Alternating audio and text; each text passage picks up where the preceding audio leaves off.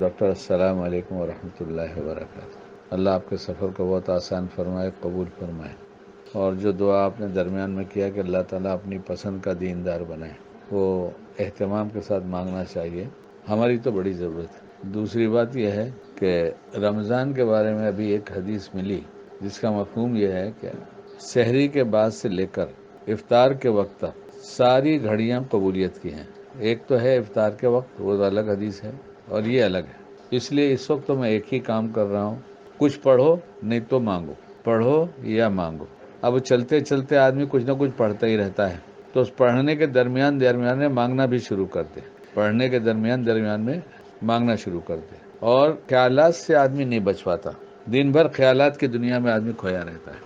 تو یہ بہت اچھا موقع ہے کہ اللہ نے جب ایسی قبولیت کی بات بتا دیا کہ میں سب قبول کر لوں گا، تو آنے والے ہر خیال کو دعا میں تبدیل کیا جائے۔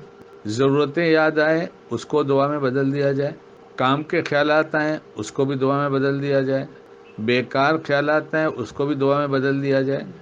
اللہ لایانی خیالات سے بھی بچائیے، لایانی خیالات سے بچائیے، زبان کی لایانی سے بچائیے، وقت کی لایانی سے بچائیے، خیالات کی لایانی سے بچائیے۔ اب وہ جتنا سب ڈالتا جائے گا غفلت پیدا کرنے کے لیے، اس سب کو دعا کا مضمون بنا دیا جائے۔ اور عبادت کی لائن کی بھی دعا مانگنا چاہیے، اللہ ہمیں اچھے وضو کی توفیق دیجیے، اچھی نماز کی توفیق دیجیے، اچھے عمرے اچھے حج کی توفیق دیجیے، اچھے ڈھنگ سے حاضری ہو جو مقبول ہو جائے اس کی توفیق دے دیجیے۔ اب سفر میں یا حضر میں جہاں بھی ہوں گے، خیالات کی دنیا سے کوئی خالی نہیں ہے، ہر ایک کے ساتھ۔ اور اگر خیالات کو ہم نے دین بنا دیا، دعا مانگ مانگ کر اپنی ضرورت سمجھ کر اس کو مانگنا شروع کر دیا، تو امید یہ ہے کہ جیسے اللہ والوں کے دل اللہ کی یاد کے لیے فارغ رہتے ہیں، ویسے شاید ہم لوگ کا دل بھی بن جائے، اللہ بنا دے۔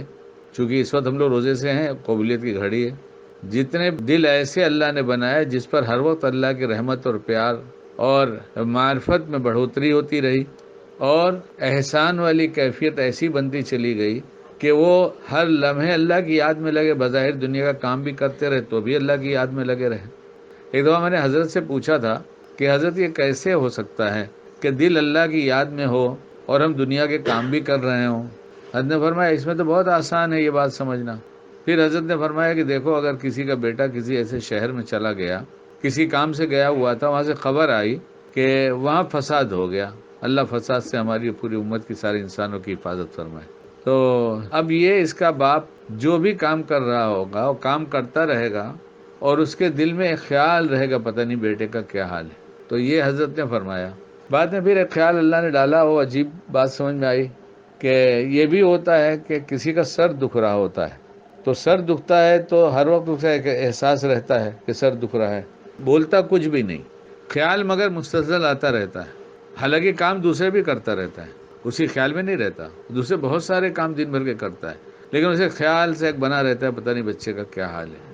ایسے ہی اللہ والے جب اپنے دل کو اللہ سے مانوس کر لیتے ہیں تو پھر وہی خیال آتا رہتا ہے کہ اللہ ساتھ ہے، اللہ دیکھ رہا ہے، اللہ میرا دل بھی دیکھ رہا ہے۔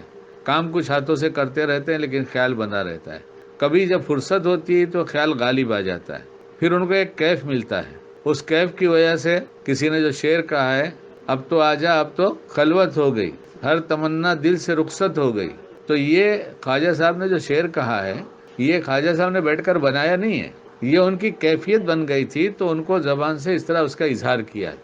اور اس پر کیا کہا تھا حضرت تھانوی رحمۃ اللہ علیہ نے کہ اگر میرے پاس 1,00,000 روپیہ ہوتا تو اس شعر پر میں 1,00,000 روپیہ تم کو دے دیتا انعام میں۔ یہ اتنے خوش کیوں ہو گئے اس بات سے؟ اس لیے حضرت تھانوی رحمۃ اللہ خود فرمایا کہ میں یہ نہیں کہتا کہ میں ہر وقت اللہ اللہ کرتا ہوں، مگر اپنے دل کو اتنا خالی رکھتا ہوں کہ جب چاہے اللہ اللہ کر لوں۔ یہ سب بڑوں کی باتیں جو ہے یہ ہمارے لیے عملی نمونہ ہے۔ مجھے کچھ کہنا نہیں تھا ڈاکٹر، کچھ بھی نہیں کہنا تھا، میں دعا کی درخواست کرتا، لیکن تمہاری طلب ایسی ہے کہ مضمون پہ مضمون آتا گیا اور میں بولتا گیا۔ اور اپنی نفی کرنے کے لیے حضرت تھانوی نے ایک بات بہت اچھی سی فرمایا ہے، ان کی سب بات اچھی ہے، اللہ غریق رحمت فرمائے۔ ماں ناز نہ کرے میں بچے کو دودھ پلاتی ہوں، اگر بچہ جذب کی کیفیت کو چھوڑ دے تو ماں دودھ لے کے کہاں جائے گی؟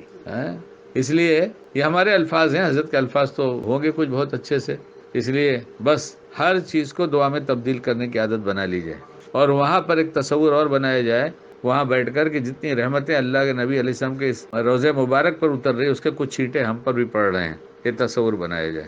اللہ ہم سب کو باعمل بنائے۔